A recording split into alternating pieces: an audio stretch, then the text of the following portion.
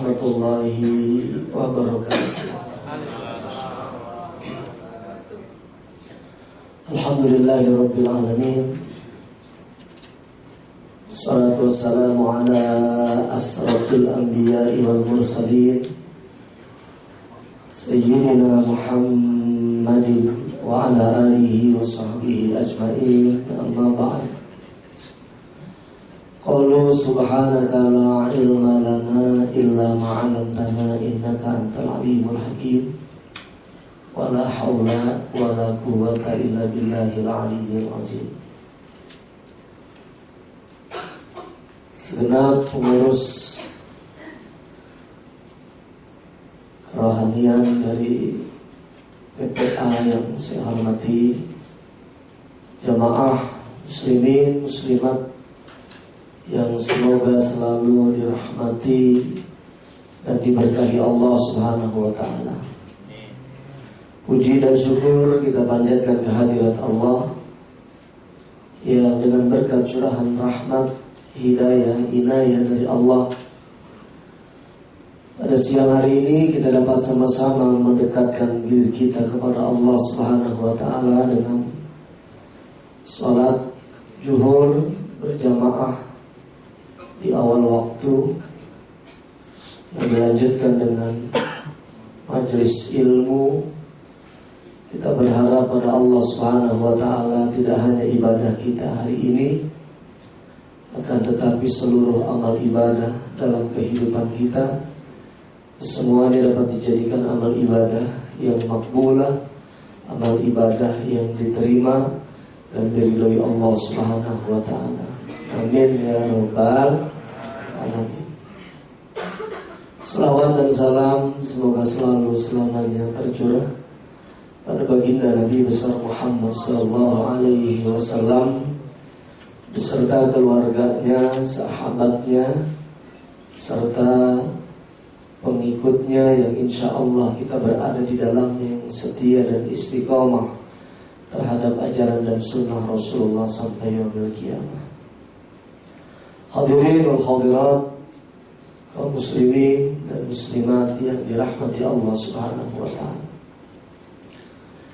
Kajian kita siang ini berjudul alasan mencintai Rasulullah sallallahu alaihi wasallam.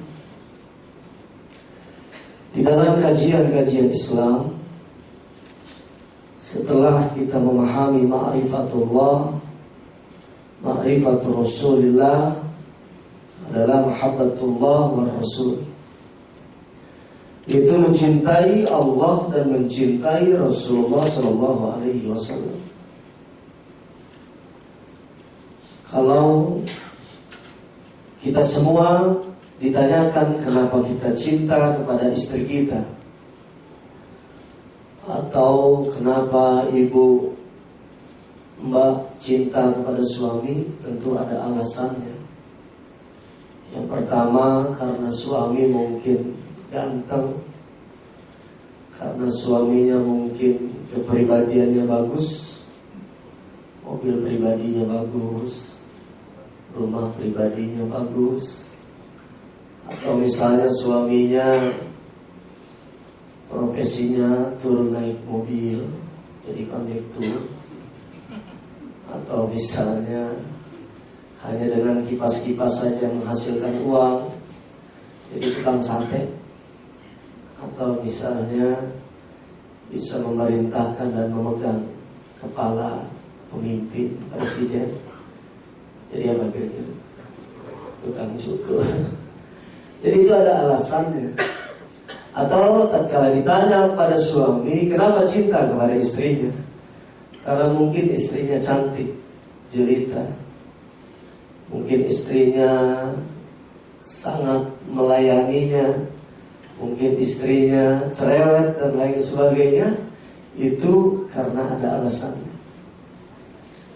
Begitupun saat kita cinta kepada Rasulullah sallallahu alaihi wasallam, kita mesti tahu alasan kita cinta kepada Rasulullah. Kenapa kita mesti cinta kepada Nabi Muhammad sallallahu alaihi wasallam? Yang pertama alasannya adalah karena kita beriman kepada Allah. Dengan iman kita kemudian kita cinta kepada Rasulullah SAW. Semakin dia beriman kepada Allah, akan semakin cinta dia kepada Rasulullah. Kurang imannya, kurang cintanya. Bahkan tidak sedikit orang yang tidak beriman kepada Allah, dia menghinakan Rasulullah SAW. Baginda Rasul dihina dengan karikatur, tapi kemuliaan Rasulullah tak akan pernah luntur. Baginda Rasulullah dihina dalam film-film, tapi kemuliaan Nabi Muhammad tak akan pernah tenggelam dalam kehidupan zaman. Karena Rasulullah diangkat dan dimuliakan bukan oleh manusia, bukan oleh pemimpin dunia, bukan. Rasulullah diangkat oleh Allah Subhanahu wa ta'ala, kemuliaannya itu oleh Allah Subhanahu wa ta'ala, bukan oleh DPR, bukan oleh DPRD, tetapi oleh Allah Subhanahu wa ta'ala. Jangankan akhlaknya yang dimuliakan oleh Allah, namanya. Wa rafa'na laka dzikrak, dalam surat Al-Nasrah ini Allah jelaskan, Allah tinggikan sebutan nama Nabi Muhammad sallallahu alaihi wasallam. Sehingga dari namanya baginda Rasul sudah dimuliakan oleh Allah Subhanahu wa ta'ala. Sudah diberikan satu al-karam, kemuliaan dari Allah. Itu dari namanya. Sehingga namanya kapan saja, di mana saja diucap, dibaca, telinga ini tak akan pernah bosan dengar nama Rasulullah. Bahkan doa kita kepada Allah Subhanahu wa ta'ala tanpa menyebut nama Rasulullah bergantung di arsy Allah Subhanahu wa ta'ala. Ketika tatkala berdoa adalah mengucapkan salawat pada Rasulullah. Tatkala kita tasyahud, itu kita baca salawat kepada Rasulullah. Kita baca, kita sebut namanya. Tatkala azan dikumandangkan oleh muadzin, disebut nama Rasulullah SAW. Dalam satu hari, dari seluruh umat Islam di dunia, berapa triliun yang menyebut nama Rasulullah SAW. Bahkan Nabi Allah Adam alaihissalam, ini tatkala dia berdoa kepada Allah, tatkala melakukan satu larangan Allah Subhanahu wa ta'ala, kemudian dikeluarkan dari surga oleh Allah Subhanahu wa ta'ala, berdoa kepada Allah. Doanya kita sering baca dan dengar, ingat, hafal.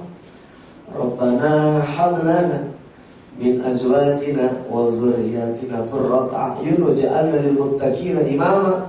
Tidak hanya doa itu yang dibaca, Rabbana, ya, la tuzigh qulubana ba'da idh hadaitana wa hab lana min ladunka rahmatan innaka antal wahhab. Tidak hanya itu yang dibaca oleh Nabi Allah Adam alaihissalam, tetapi juga, ya Allah, sesungguhnya aku ini menganiaya diri kami. Bagaimana kalau engkau tidak ampuni dosa kami? Lanakunanna minal khasirin.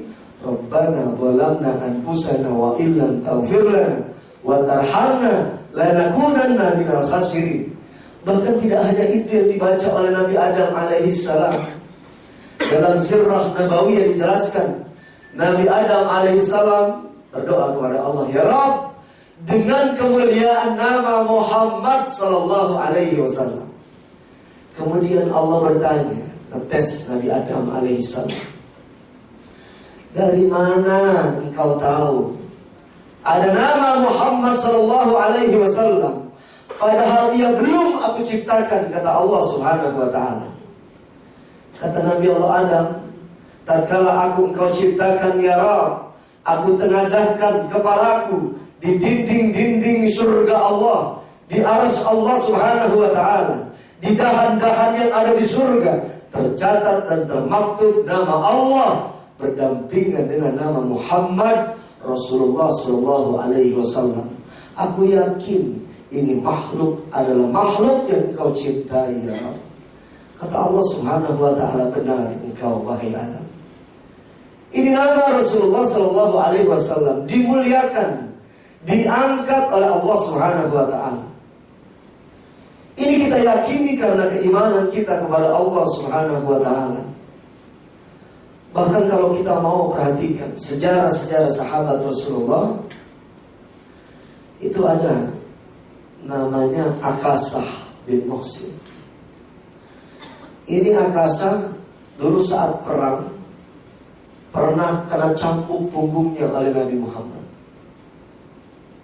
Akhirnya tatkala baginda Rasul dalam keadaan menjelang sakit di tahun-tahun wafat Rasulullah, beliau mengumpulkan para sahabatnya dan dia katakan, Al-yawma yawmul marhamah. Pada hari ini adalah hari kasih sayang. Man kanat madlamatun indi falyaqum falyaqassa qabla al-qisas yawm al-qiyamah.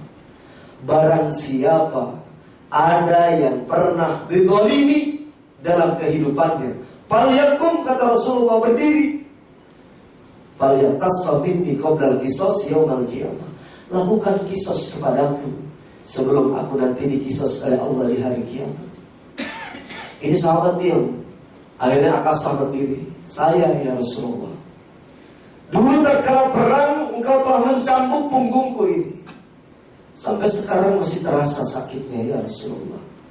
Sekarang aku hendak lakukan qisas kepadamu ya Rasulullah. Kata baginda Rasulullah, sahabat semua tercengang. Ali bin Abi Thalib maju ke depan.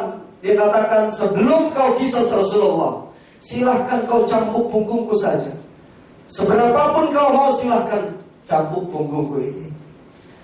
Kata Rasulullah, duduk kau Ali, derajat dan kemuliaanmu telah tercatat di sisi Allah. Sahabat Abu Bakar maju ke depan, tetap dilarang oleh Rasulullah. Sayyidina Ali disuruh ambil cambuk di rumah Rasulullah Sallallahu Alaihi Wasallam. Kemudian diserahkan kepada Akasah bin Muhsin. Begitu diserahkan, kata Akasah, dulu ya Rasulullah, aku tatkala engkau cambuk tidak mengenakan pakaian sehelai pun di punggungku. Sekarang aku kepingin engkau pun tidak mengenakan pakaian sehelai pun di punggungmu. Sahabat menangis sejadi-jadinya. Tidak tega seorang kekasih Allah Subhanahu Wa Taala hendak diqisas dan dibuka punggungnya. Akhirnya baginda Rasul membuka kain yang ada di punggungnya itu. Begitu dibuka, itu cambuk yang dipegang Akasah bin Muhsin dilempar sejadi-jadinya, dipeluk oleh Akasah bin Muhsin. Dia katakan, tatkala kulitku menyentuh dengan kulit Rasulullah Sallallahu Alaihi Wasallam, aku yakin tidak akan pernah tersentuh api neraka Allah Subhanahu Wa Taala. Aku lakukan ini hanya ingin bersentuhan kulitku dengan kulit Rasulullah Sallallahu Alaihi Wasallam. Ini karena keimanannya kepada Allah Subhanahu Wa Taala. Dia teramat sangat cinta kepada Rasulullah Sallallahu Alaihi Wasallam. Ini alasan pertama, ayahanda, bunda, jamaah semua, kenapa kita cinta kepada Rasulullah? Karena kita beriman kepada Allah Subhanahu Wa Taala.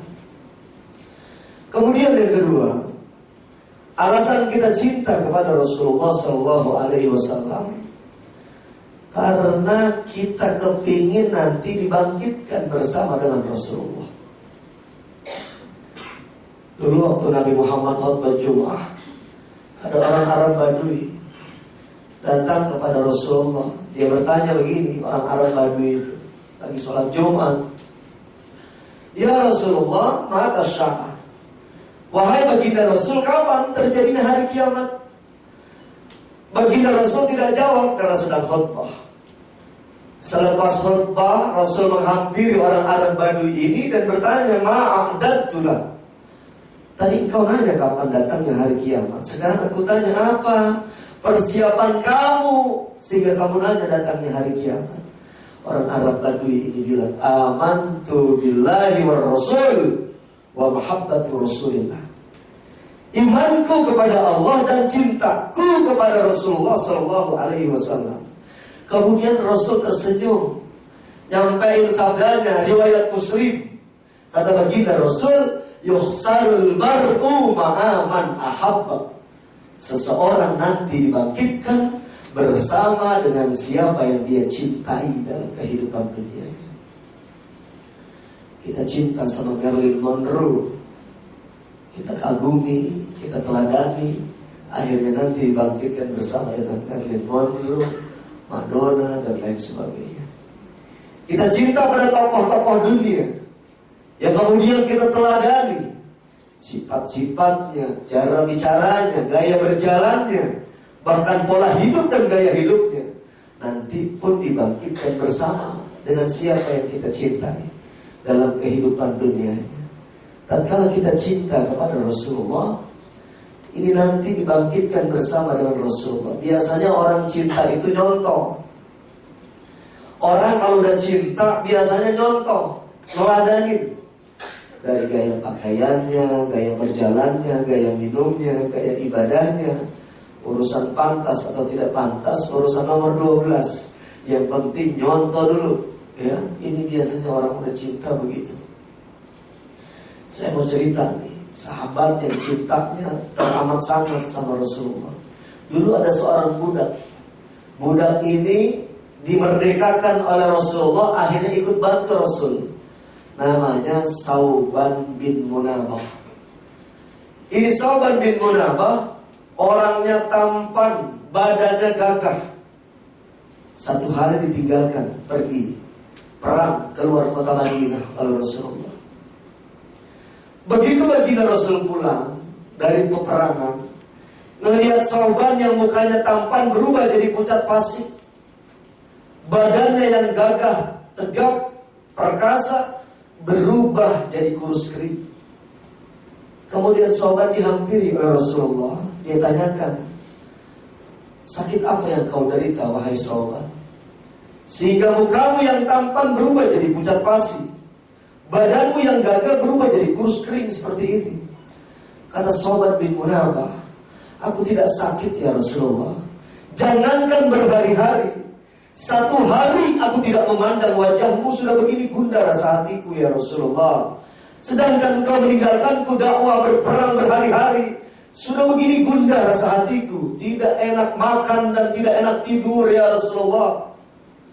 Dan aku pun khawatir nanti walaupun di hari kiamat aku dimasukkan ke dalam surganya Allah, tempatku tak akan sama dengan tempatmu di surganya Allah Subhanahu wa ta'ala. Kekhawatiran Sauban, pernahkah jadi kekhawatiran kita dalam kehidupan ini? Kita tidak takut dibersamakan dengan Rasulullah SAW di hari kiamat. Baginda Rasul kemudian senyum dan membacakan firman Allah surat An-Nisa ayat 69.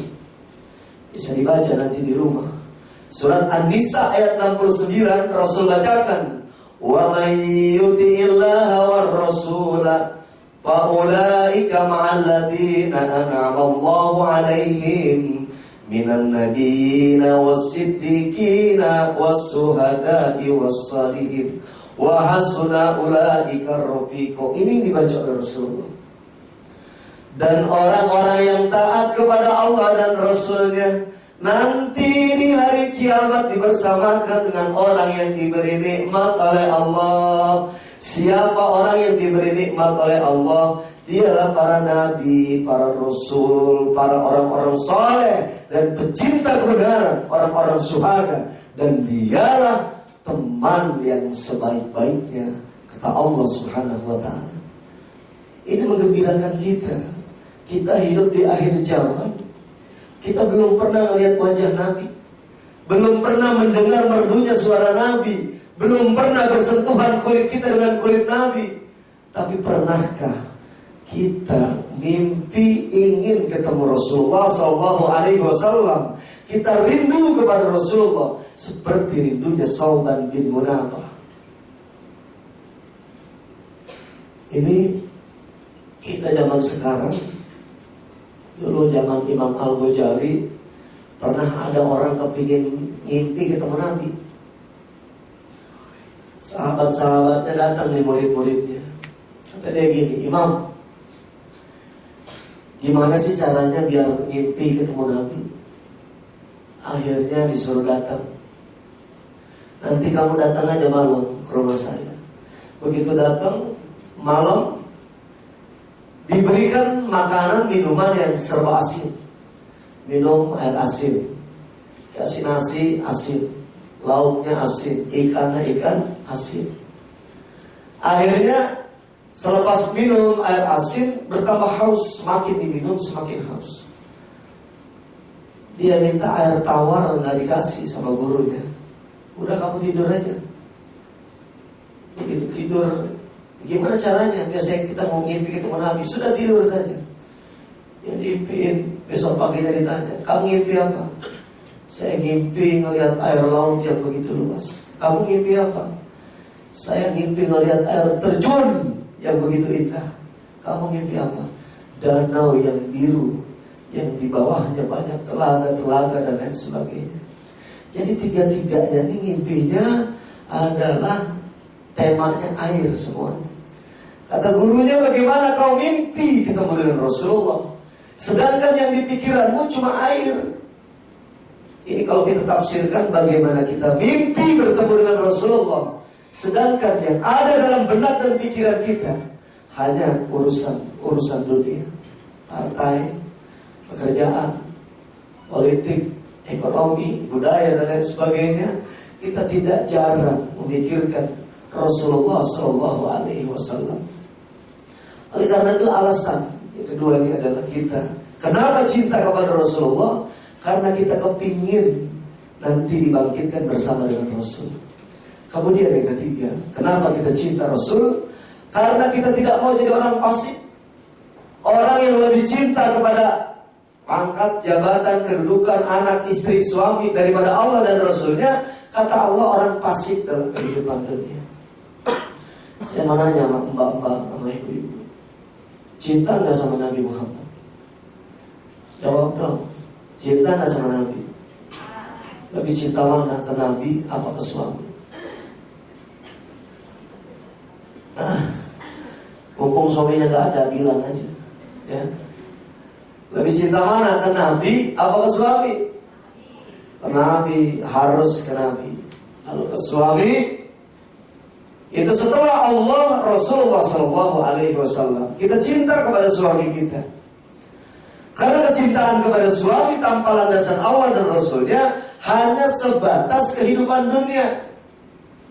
Suami lebih cinta mana, ke istri apa ke Nabi? Pasti ke Nabi.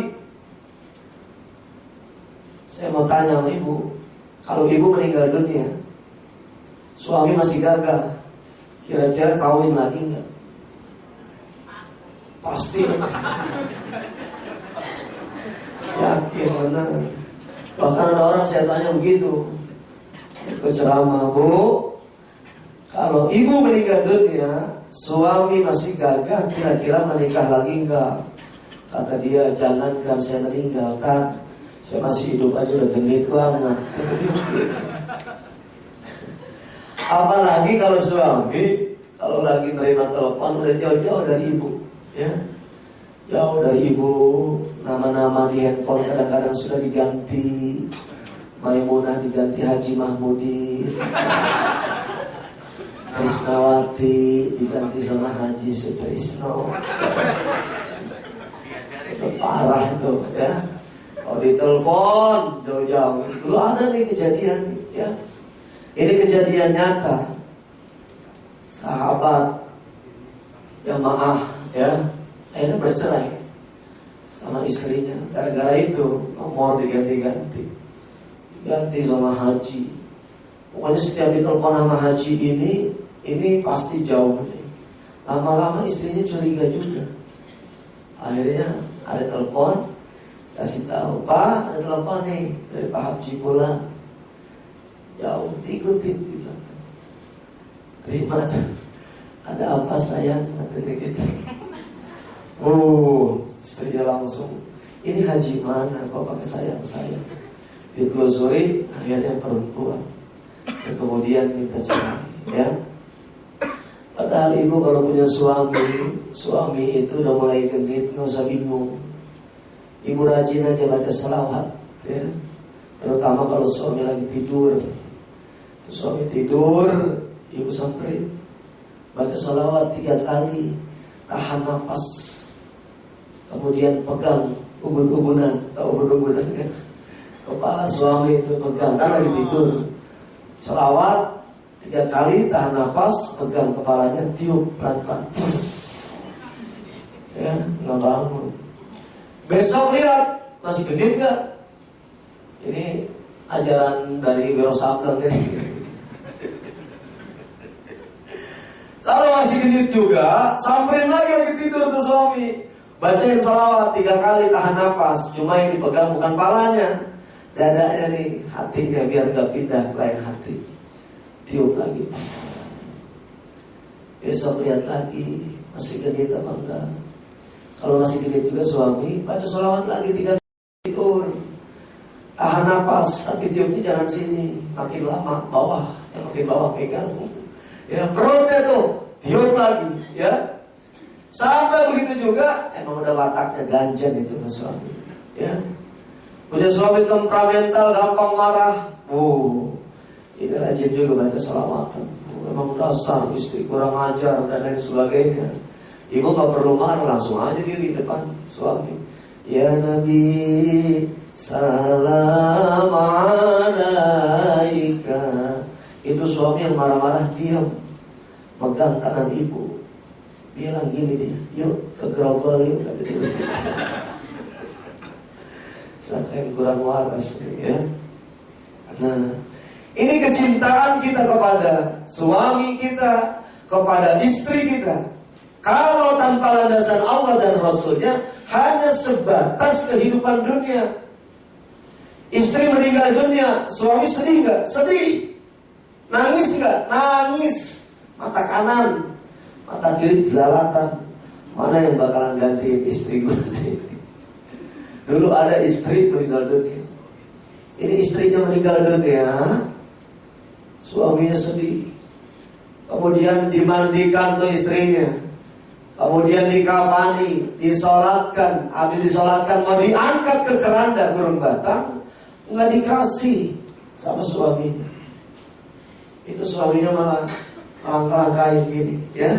Itu jenazah dilangkah-langkahin sama suaminya. Temannya diketin, bang, perasaan dari kampung kita ini adatnya bukan begitu. Adatnya itu kalau sudah naik ke kurung batang, adat ini bukan ajaran agama. Ngolongin kurung batang tuh istrinya, ya. Kalau yang meninggal suaminya, suami yang meninggal istrinya. Ini kok abang ngelangkah-langkahin jenazah istri abang, ini adat dari mana? Kata suaminya, ini bukan adat istiadat, tapi gua ngelaksanain omongan bini gua dulu lagi hidup, pernah bilang lu boleh kawin lagi, tapi langkahin dulu mayat gua. Langkahin dulu mayatnya. Jadi bukan adat istiadat. Ada juga istri meninggal dunia, suami sedih-sedih, ikut sampai ke pemakaman. Orang-orang pulang, gak ikut pulang. Dia diam sambil nangis di pemakaman, megangin tanah kuburan pusara istrinya. Tangan kanannya, kirinya megangin kipas. Dideketin sama temennya, bang, abang sayang banget ya sama istri abang. Orang lain pada pulang, tetangga pulang, guru pulang, abang gak pulang-pulang. Sambil nangis, megangin tanah, kipas. Gue bukan karena sayang di sini. Orang kampung gue tuh, kalau istri meninggal, kuburan belum kering, kawin lagi, diomongin orang. Gue biar cepet kering, gue kagak pulang-pulang, gue kipasin aja. Jadi kecintaan kita kepada anak, kepada istri, suami, tanpa Allah dan Rasulnya, hanya sebatas kehidupan dunianya. Ini mah lucu-lucuan aja, biar seger. Suami ada yang sering bawa foto istrinya. Foto istri ada di dompet. Kemana-mana bawa foto istri. Setiap dapat masalah, lihat foto istrinya. Setiap ada kesulitan, lihat foto istrinya. Kata temannya, lu cinta banget sama istri, lu bawa-bawa terus ke fotonya di dompet. Tiap ada masalah, lu lihat foto istrinya. Kata dia, nih istri kekuatan saya dalam menghadapi masalah. Jadi setiap ada masalah, saya lihat foto istri saya, masalah yang lain kecil, karena masalah terbesar dalam hidup saya adalah istri saya. Kata dia begitu. Jadi kalau melihat istrinya, foto masalah lain itu kecil dah, ya. Kata tadi teman tuh, dia gagal gimana? Kumis baplang, polisi, gagah, tentara. Kalau di rumah sama istrinya takut, ya. Pak, nama pulang dari mana nih? Terlambat. Udah kayak dari jawabnya itu, ya. Kita jadi istri, ikatan suami takut istri. Nah, kalau nggak percaya lihat surat At-Taubah ayat 24. Ini surat At-Taubah ayat 24 adalah peringatan Allah Subhanahu wa ta'ala kepada orang yang lebih cinta kepada suaminya, lebih cinta kepada istrinya, lebih cinta kepada harta bendanya, lebih cinta pada pangkat jabatan kedudukannya, lebih cinta sama partainya ketimbang Allah dan Rasulnya. Maka dia termasuk orang fasik dalam kehidupan dunia. Padahal di ayat surat At-Taubah nggak ada partai. Saya tambah-tambahin aja karena musim kampanye.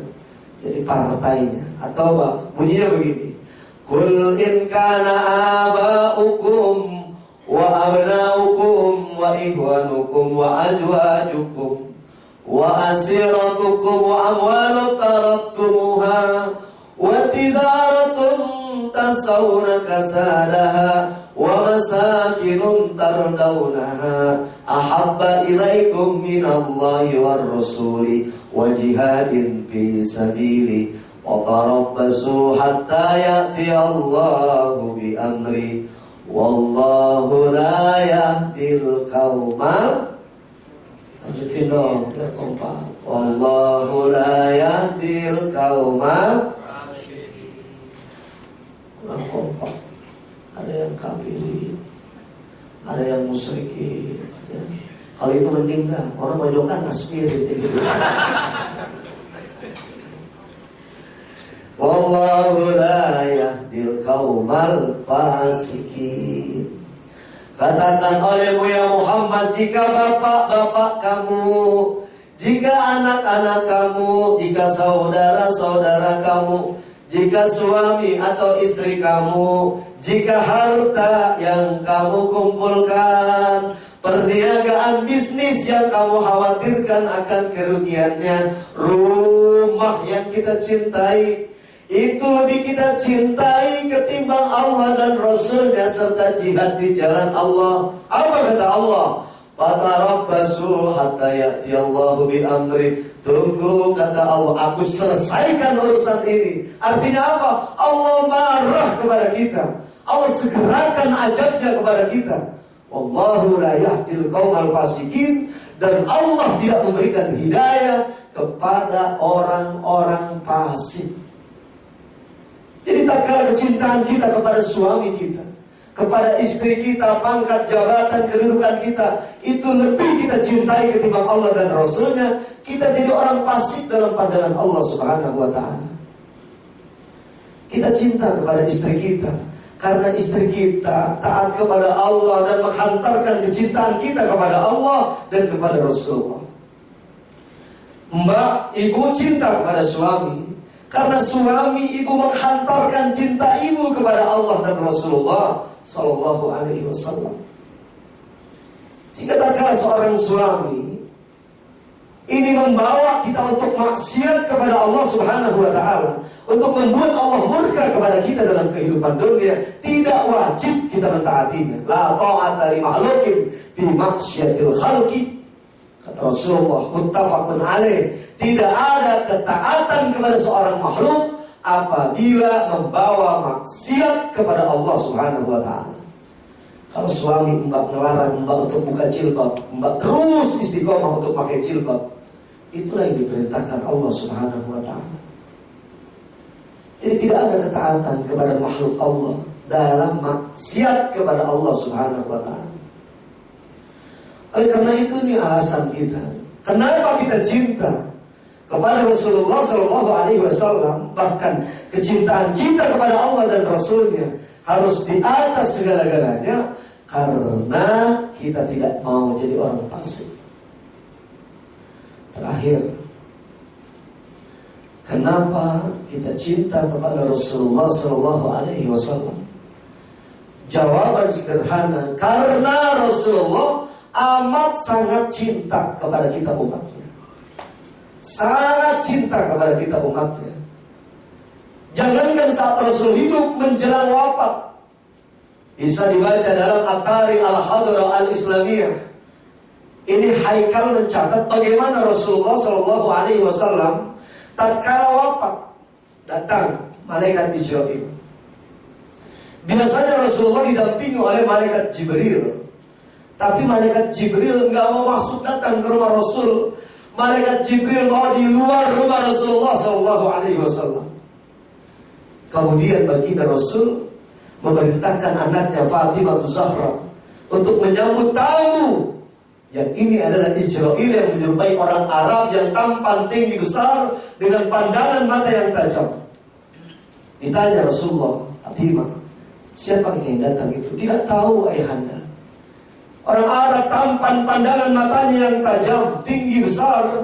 Kata Rasulullah, tahukah kamu, hai anakku, dialah yang memutuskan segala kenikmatan dan kelezatan dunia.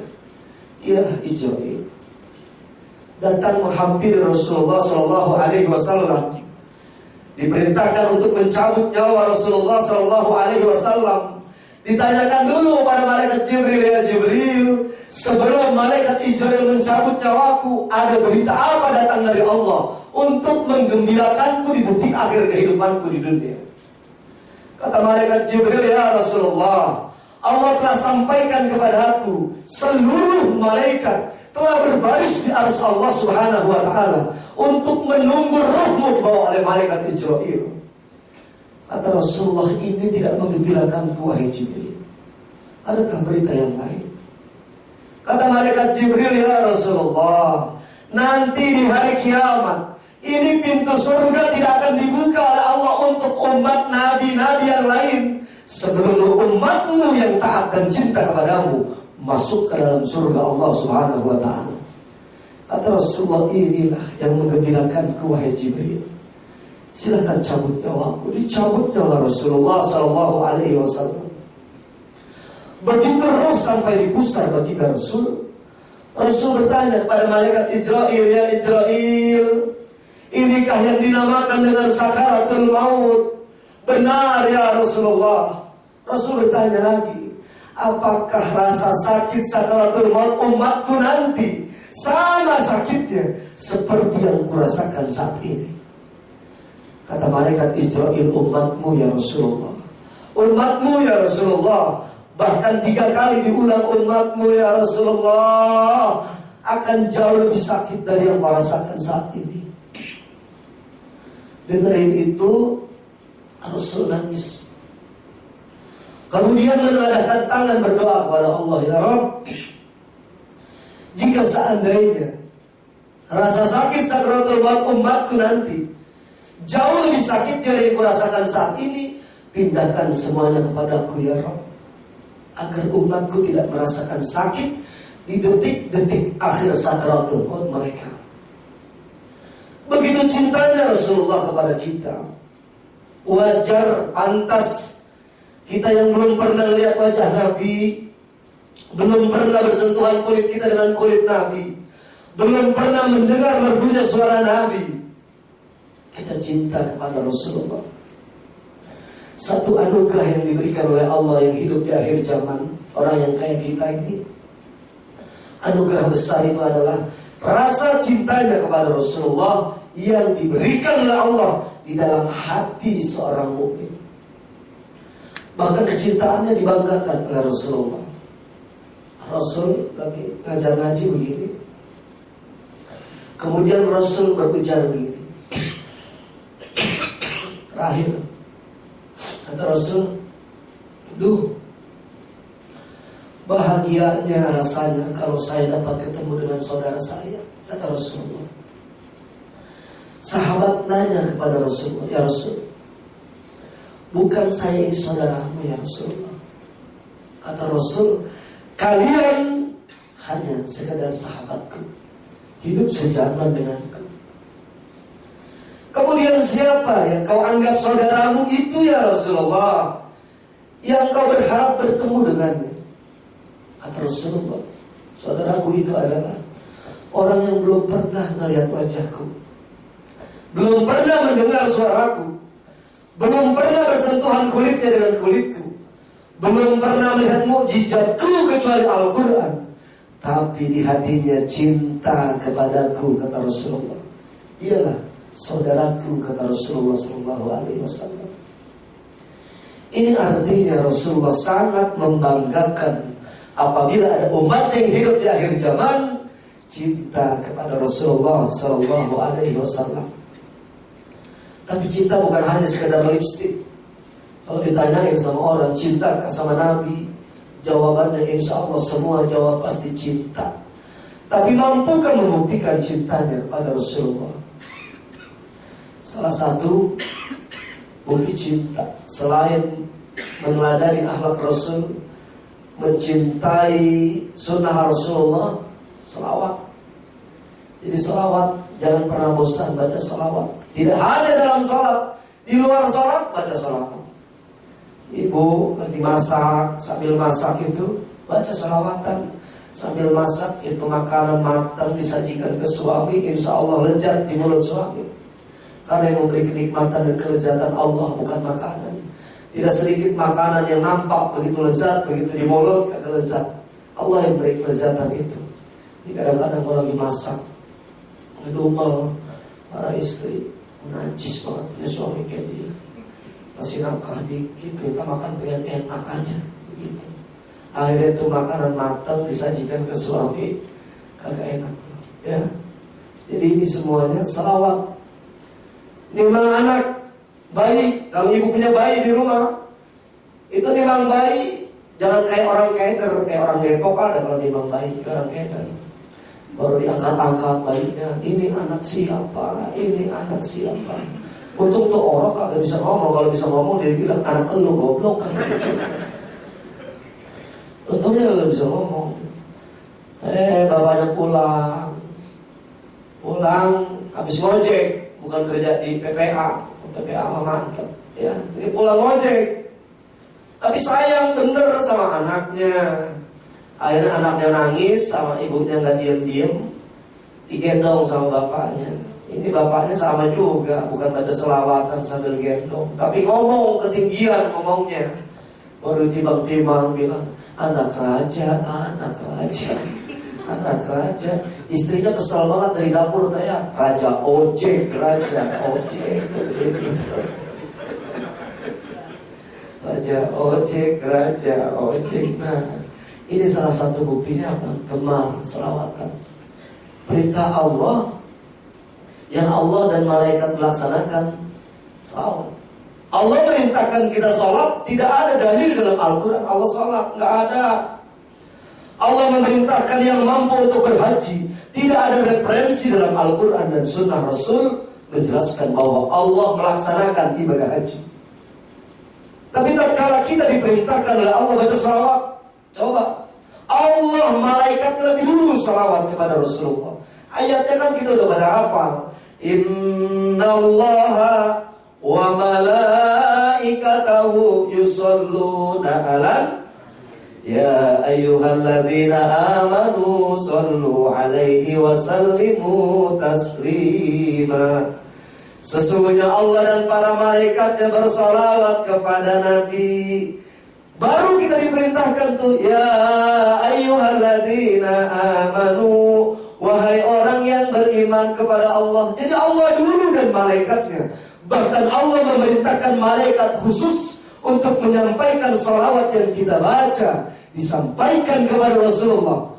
Namanya dalam riwayat Bukhari Muslim itu malaikatul masyahid, malaikat khusus yang diperintahkan Allah menyampaikan salawat yang kita baca kepada Rasulullah. Rasul pun membalas salawat kita dengan memberikan syafaat nanti di yaumil qiyamah, dan Allah pun memberikan rahmat hidayah kepada kita. Amin ya rabbal alamin.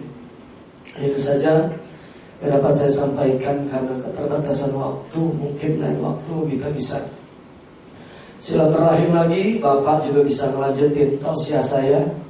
Ada di MNC TV, sebulan bisa 4-5 kali ya, bersama dengan para asatid, Ustaz Aswan, Faisal, Zaki Mirja, Ustaz Cepot, Ujai ya, ada di Sarapan Hati MNC TV. Itu setiap pagi jam 4 sampai jam 5 ya. Yang bisa nonton yang Qiyamul Lail.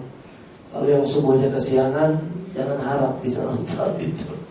Ya, itu ada di Sarapan Hati. Ramadan kemarin setiap sahur ada di MNC TV jam 3:30. Namanya Nasihat Luqman. Sponsornya Top One. Insyaallah Ramadan depan ada wacana ditayangkan menjelang azan maghrib. Itu bagus ya, karena rating share-nya bagus kalau azan maghrib, karena seluruh stasiun TV acara favorit Ramadan itu adalah azan maghrib.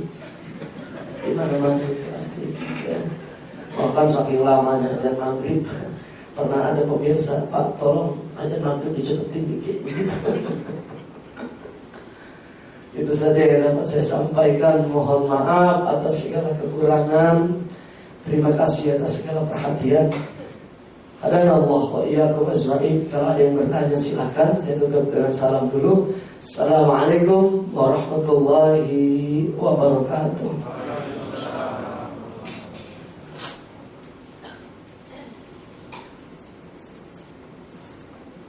Kalau tidak ada kita tutup doa. Nggak ada ya. Sini pada pintar-pintar ya. PA mantap semua. Yuk sama-sama kita tutup dengan baca suratul Fatihah. Saya yakin kita yang hidup di dunia di sisa-sisa usia kita ini punya hajat, cita-cita, keinginan. Gantungkan segala hajat keinginan kita kepada Allah Subhanahu wa taala. Ala hadhihi niyyah wa likulli niyatin salihah. Wa ila hadratin Nabi al-Fatihah. A'udzu billahi minasyaitonir rajim. Bismillahirrahmanirrahim. Alhamdulillahi rabbil alamin arrahmanir rahim maliki yaumiddin. Iyyaka na'budu wa iyyaka nasta'in ihdinas siratal mustaqim. Siratal ladzina an'amta 'alaihim ghairil maghdubi 'alaihim waladdallin. Bismillahirrahmanirrahim. Alhamdulillahi rabbil alamin. Hamdan lillahi ma yukafi'u majidah. Ya Rabbana lakal hamdu wa lakal syukru kama yanbaghi li jalali wajhikal karim wa 'azimi sultanik. Allahumma salli ala sayyidina Muhammad wa ala ali sayyidina Muhammad. Ya Allah, ya Rabbana ya Jami, Engkau Zat yang Maha mengumpulkan, menghimpun, membersamakan kami. Kami sadar kami yang berkumpul siang ini ya Rabb bukanlah hamba-Mu yang terbaik ya Allah. Kami hamba-Mu yang bergelimangan salah, hilaf, dosa. Tidak lagi dalam hitungan hari, jam, bahkan terkadang setiap menit kami berdosa kepadamu ya Rabb. Karena itu kami mohon kepadamu ya Rabb, ampuni seluruh dosa dan kesalahan kami ya Allah. Ampuni seluruh dosa dan kesalahan ayah ibu kami ya Allah. Ampuni seluruh dosa dan kesalahan kakek nenek kami, paman bibi kami, kakak adik kami, kaum muslimin muslimat, mukminin mukminat, baik mereka yang masih hidup apalagi mereka yang sudah wafat. Ya Allah, ya Rabbana, ya Ghafur, Engkau Zat yang Maha mengampuni segala dosa kami ya Rabb. Ampuni segala dosa kami ya Rabb, baik yang kami sembunyikan atau yang nyata-nyata jelas kami laksanakan dalam kehidupan dunia. Dosa mata dari memandang yang tidak pantas, dosa telinga dari mendengar yang tidak layak, dosa mulut dari ghibah, berkata kasar, fitnah, hasud kepada saudara kami. Dosa hati kami ya Allah yang sering iri hati, dengki terhadap saudara kami ya Rabb. Dosa perut kami, mungkin perut kami pernah makanan minuman yang haram masuk dalam perut kami ya Rabb. Dosa kemaluan kami, mungkin di antara kami ada yang pernah berzina ya Allah. Engkau tidak terima 40 tahun amal ibadahnya ya Rabb, satu kali berzina. Karena itu kami mohon kepadamu ya Rabb, saat ini kumohon ampuni seluruh dosa dan kesalahan kami ya Allah, baik dosa besar ataupun dosa kecil, dari akil balik hingga akhir hayat kami ya Rabb. Ya Allah, ya Rabbana ya Hadi, Engkau Zat yang Maha memberi hidayah kepada kami. Hidayahi kami ya Allah, bimbing kami ya Allah agar terus berada di jalan syariat-Mu ya Rabb. Jangan pernah robek hati kami yang telah dipenuhi hidayah-Mu saat ini dengan kembali lagi berdosa dan maksiat lagi kepadamu ya Rabb.